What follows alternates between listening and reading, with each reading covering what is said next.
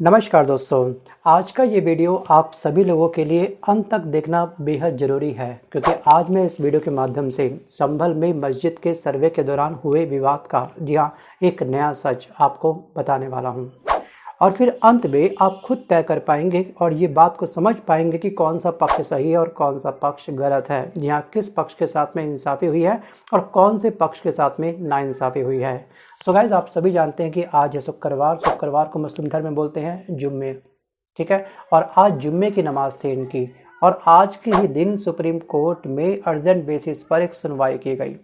और इस उत्तर प्रदेश के संभल जिले में स्थित जामा मस्जिद बनाम हरिहर मंदिर विवाद मामले में यहाँ पर जी हाँ इस याचिका पर सुप्रीम कोर्ट में अभी चंद घंटों पहले जो सुनवाई हुई है, इसके द्वारा एक स्टेटमेंट जारी कर दी गई है। और उसके बाद जी हाँ इस जिले के अंदर फिर से एक बार हिंसा शुरू हो चुकी है।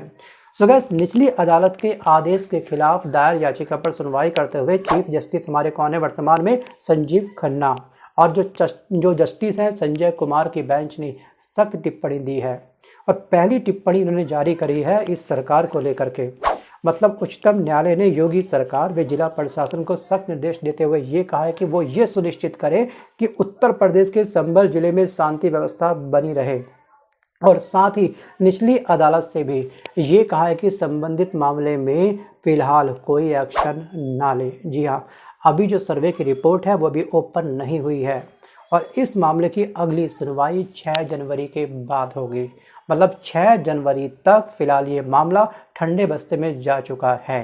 और दोस्तों बहुत सारी मस्जिद टारगेट पर हैं। जामा मस्जिद संभल में इसकी अभी हेयरिंग चल रही है, इसकी भी सुनवाई चल रही है, अगली डेट हमको मिल चुकी है। और दोस्तों अजमेर में जो शरीफ दरगाह है, ये एक बहुत बड़ी दरगाह है दोस्तों, इसको लेकर के भी अभी विवाद चल रहा है। उसके अलावा दिल्ली में जो कुतुब मीनार है वो, मध्य प्रदेश में कमालुद्दीन मस्जिद, और मध्य प्रदेश में एक और है आपकी भोजशाला। इस पर भी हमारे हिंदू धर्म के द्वारा ऑब्जेक्शन उठाया गया है कि यहाँ पर पहले हमारा मंदिर था जिसको तोड़ करके ये चीज़ें बनाई गई है। अगर हम बात करें मथुरा के बारे में दोस्तों, तो मथुरा में भी हमने एक ऑब्जेक्शन लगा रखा है शाही ईदगाह मस्जिद के ऊपर, और लखनऊ में जो टीले वाली मस्जिद है उसके ऊपर हमने ऑब्जेक्शन अभी लगा रखा है। मतलब याचिका दायर करी गई है और फाइनली फैसला लेगा हमारा सुप्रीम कोर्ट, क्योंकि हम दोस्तों भारत के नागरिक हैं और हमको भारत के सिस्टम के अकॉर्डिंग चलना पड़ेगा, हमको न्यायपालिका पे अपना विश्वास रखना पड़ेगा। सो अगर बात करें दोस्तों कि संभल में आखिरकार इसका बेस क्या था, उसको लेकर के मैंने एक वीडियो तैयार किया था। लेकिन इन शॉर्ट मैं आपको दोस्तों बता दूं कि संभल जिले में 19 नवंबर को जी हाँ एक सर्वे टीम के दौरान जी हाँ कुछ भीड़ जुटी थी। तो उस समय कुछ तनाव क्रिएट नहीं हुआ था। सर्वे टीम गई, फर्स्ट राउंड लिया, इंस्पेक्शन करा, हल्का फुल्का वापस आ गई, ठीक है। हालत तब बिगड़े जब बीते रविवार, जी हाँ जो अभी रविवार गया है ना, इस दिन जब दूसरा सर्वे हुआ, जी हाँ उस दिन भारी भरकम भीड़ ने इस सर्वे टीम को घेर लिया। पहले तो ये बोला गया कि आप मॉर्निंग में आइएगा, क्योंकि इवनिंग के समय में संडे को हमारी नमाज होती है, तो आप मॉर्निंग में आइएगा। तो सर्वे टीम मॉर्निंग में पहुंची थी 7:30 बजे के आसपास, और 10 o'clock के आसपास इन्होंने अपने सर्वे का पैकअप कर लिया था, कुछ सैंपल लेके जा रहे थे।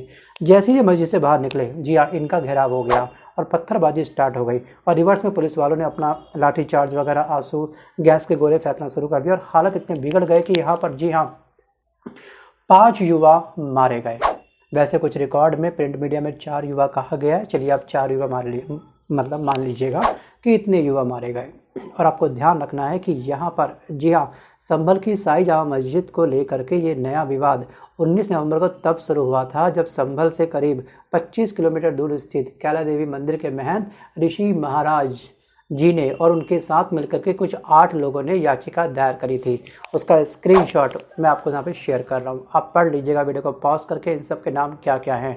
उन्होंने मस्जिद के हरिहर मंदिर होने का दावा किया था और अदालत ने कुछ ही घंटों के भीतर मस्जिद परिसर के सर्वे का आदेश पारित कर दिया था। और उसी दिन जी हाँ अदालत के आदेश पर मस्जिद परिसर का पहला सर्वे हुआ था।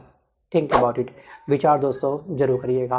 एक्चुअली इस याचिका में केवल कह दिया और कोर्ट ने मान लिया ऐसा नहीं था। याचिकाकर्ता ने पुख्ता एविडेंस यहाँ पर दर्ज किए थे, खास वजह से बाबरनामा, ठीक है, और आईने अकबरी में इस बात का उल्लेख किया गया है। जो संभल में जामा मस्जिद है उसका आधार क्या था, इससे पहले वहाँ पर क्या था, उस एविडेंस के आधार पर इन्होंने अपनी याचिका दायर करी थी। ये ध्यान रखिएगा। क्या इस धर्म के लोग मतलब कि क्या बाबरनामा को सच नहीं मानते हैं, क्या आईने अकबरी को सच नहीं मानते हैं? थिंक अबाउट इट दोस्तों, ये बात विचार करने योग्य है।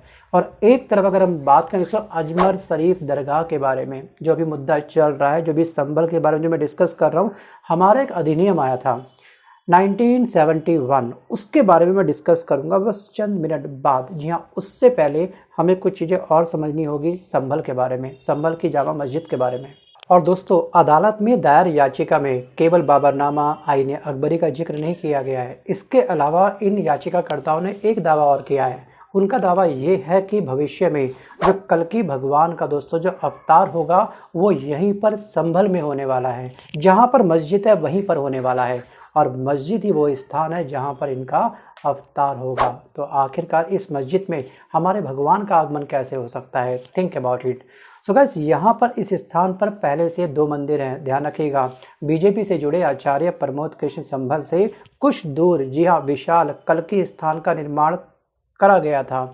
जी हाँ, आपको याद होगा जिसका इनॉग्रेशन हमारे आप पिछले साल प्रधानमंत्री मोदी जी ने किया था। उसका स्क्रीनशॉट आप देख सकते हैं। सो गाइस, आप ध्यान से सोचिएगा कि आजकल हमारे भारत में क्या चल रहा है, क्या ट्रेंड चल रहा है। जी हाँ, मस्जिद के अंदर जी हाँ मंदिर ढूंढने का।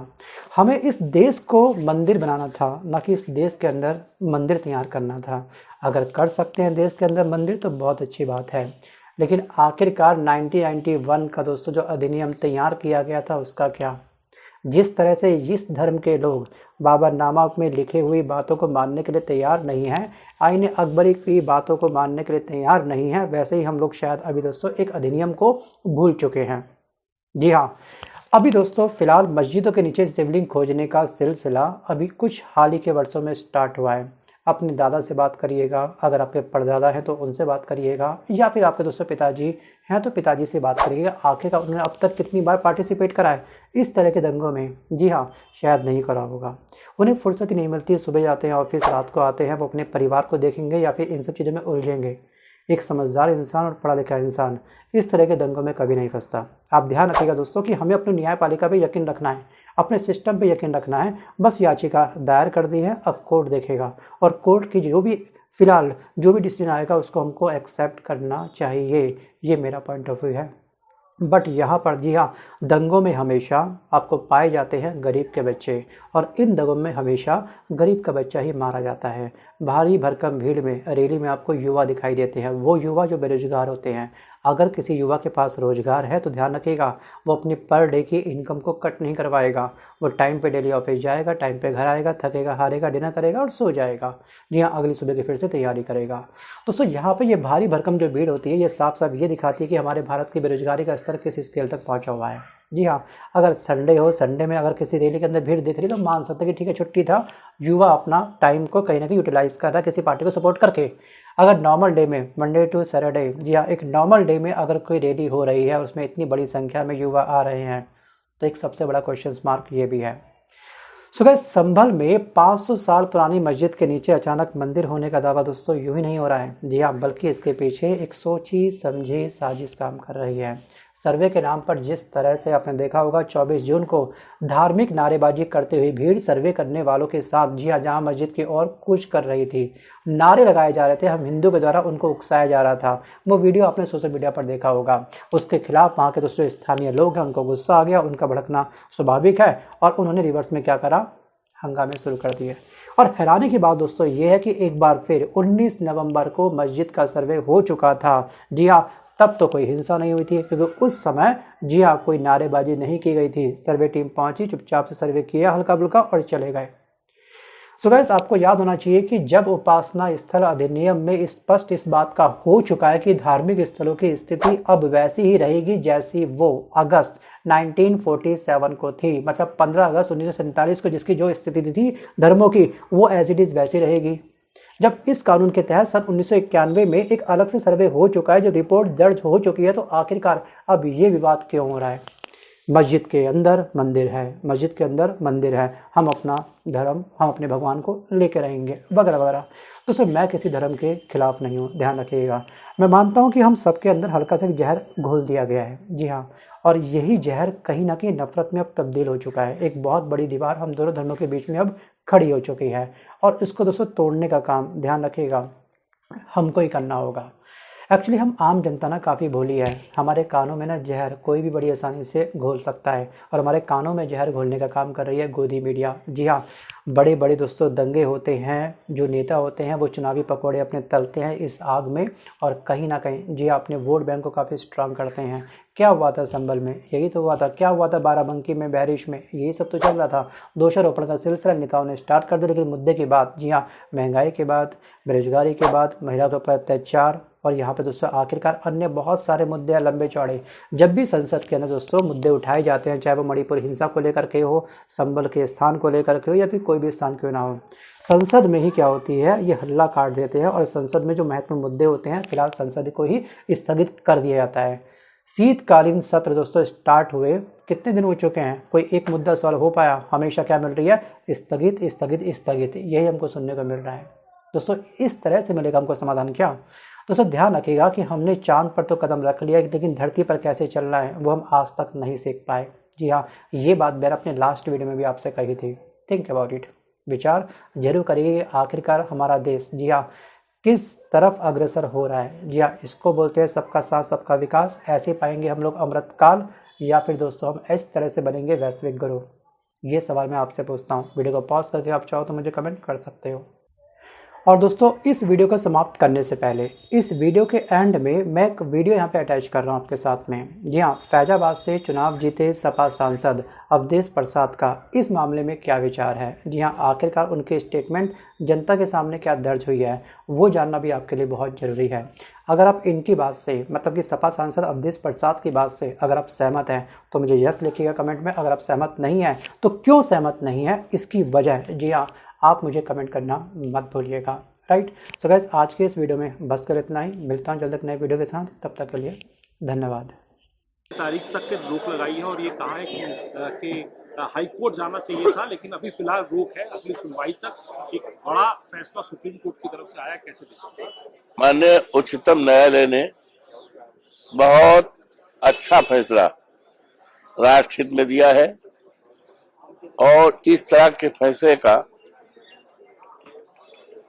पूरे जोरदार तरीके से देशवासियों को स्वागत करना चाहिए, अभिनंदन चाहिए। इस फैसले से इस देश में आपसदारी, भाईचारा और कानून का राज कायम रखने में काफी मदद मिलेगी और ऐसे तत्वों को जो इस देश में ऐसा वातावरण पैदा करना चाहते हैं बांटने का, उनके लिए रोक लगेगी। ये बड़ा स्वागत योग्य फैसला है। मैं अभिनंदन करता हूं, स्वागत करता हूं, बधाई